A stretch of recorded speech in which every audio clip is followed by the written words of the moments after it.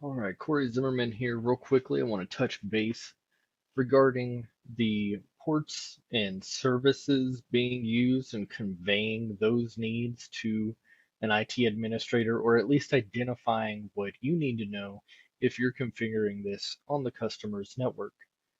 So here, this is a spreadsheet that we've downloaded directly from ESI Academy. It's available in the eSIP Evolution Series forum. It's one of the top linked posts there.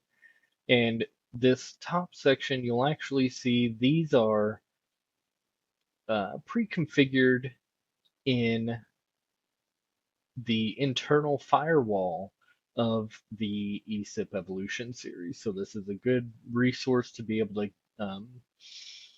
give to that IT administrator and say, look, here are ESI's source IP addresses. They'll need to go to the local IP address of the eSIP server, and these are the ports or port ranges that are used for those services. Here are the protocols, TCP or UDP, or most of them are both um, just in case a default protocol changes at some point. And then, of course, these purposes are pretty clear and succinct. FTP is file access, and SSH is how we would access the command line interface remotely from tech support. Very important for us to have, as well as port 59088 for web interface access. If you're using ESI SIP trunks, you'll definitely need to know ports 5060 and 10,000 through 12,000 should be open and allowed access from those public IP addresses. And then here we have some default values, and these are ones that you can change within um, settings, system, security services for the most part. Um, and you can change these, or the IT administrator might ask that you change them. Um, so it's good to know that they are changed, what they're used for, where they can be accessed.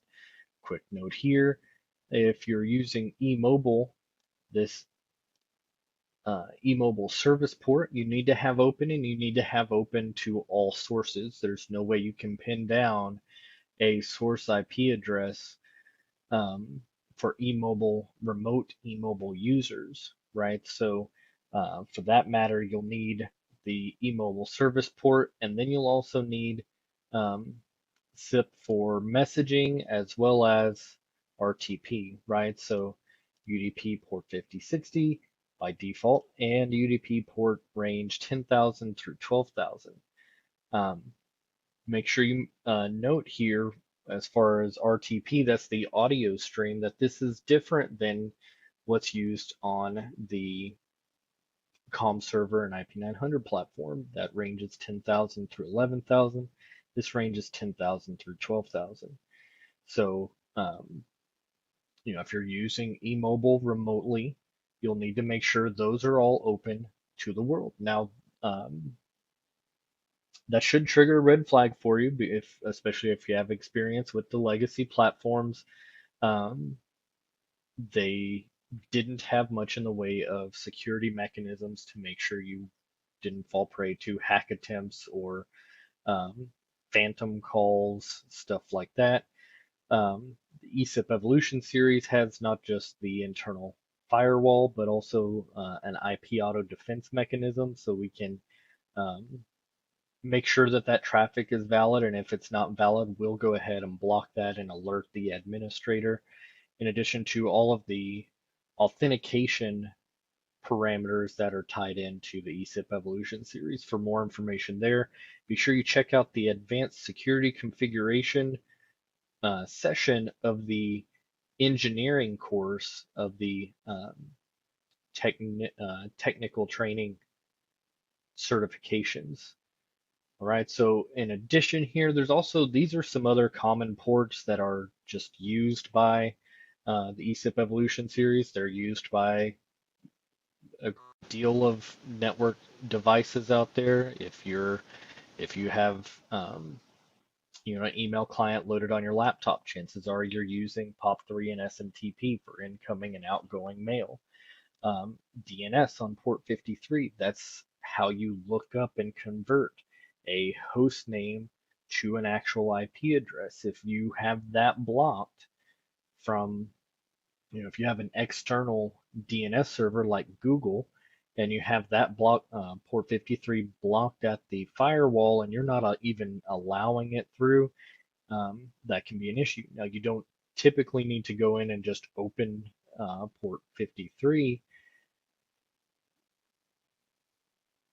But if you're using an external DNS server, DNS is one of the common, it's got a pretty wide attack surface. So if you are using Google for your, or an external source, whether it be your ITSP or a public DNS service like Google, it's a good idea from a firewall perspective to go ahead and lock down port 53 to just that external source and don't allow anyone else um, to negotiate DNS with your local network.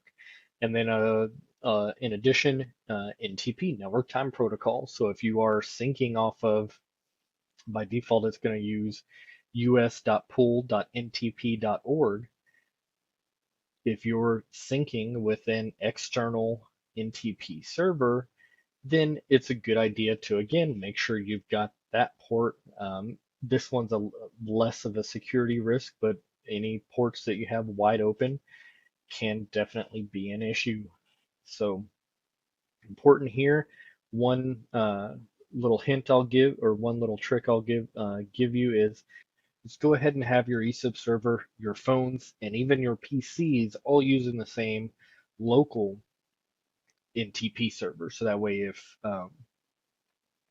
one complaint you might hear is, my PC and my phone have different times. What's the problem with that? Well, most Windows PCs are using a Windows NTP server or a Microsoft NTP server, and by default, your eSIP server is going to be using an open um, pool.ntp.org as the server. So if you have 53 lockdown, and you're not able to resolve that, you're not going to be able to get the correct or synchronize time. And if your clients, your phones, um, eSIP server, PCs, laptops, what have you, are not all using the same NTP server, it's likely that their clocks could be off a little bit. So it's a good practice there to use the same NTP server for all of your local network devices. So again, get this document from ESI Academy, fill out, go ahead and check, check the boxes. If these are things that you are using, you will notice things we didn't discuss here. LDAP server, when the eSIP is acting as an LDAP server, default port for OpenVPN, IAX protocol, inter asterisk exchange.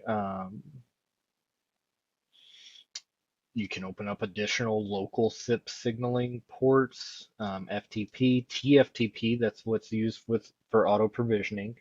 So if you're wanting to be able to auto provision devices or auto provision remote devices, they'll need to go, that provisioning server will need to be set to your public IP address with this port 69 forwarded to your local IP address. Now, TFTP is a plain text um, transport protocol, so it is a big vulnerability. If you use auto provisioning for remote devices, your best bet there is going to be just either manually provision those remote devices or connect them back across a VPN so that you're using something more secure.